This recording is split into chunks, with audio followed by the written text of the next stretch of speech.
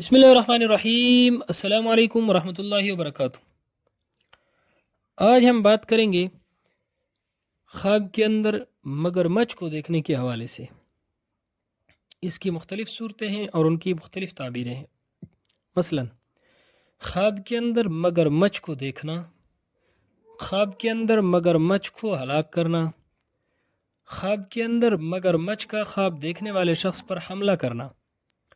اس کے علاوہ اسی سے ریلیٹڈ اور بھی کئی صورتیں ہیں جن کی مختلف تعبیریں ہیں۔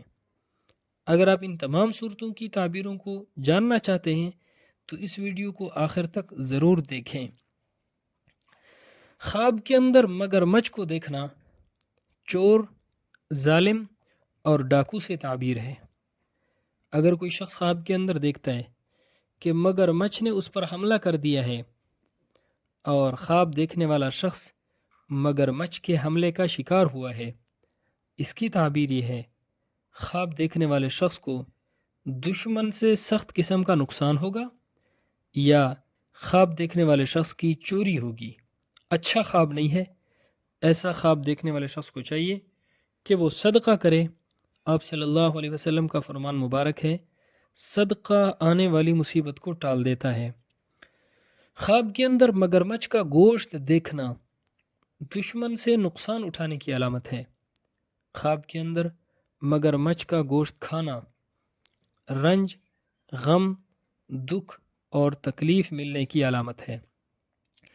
خواب کے اندر مگرمچھ کو ہلاک کرنا، اس کی تعبیر یہ ہے کہ خواب دیکھنے والا شخص کہیں چور یا ڈاکو پر حملہ کرے گا اور اس پر غالب آئے گا۔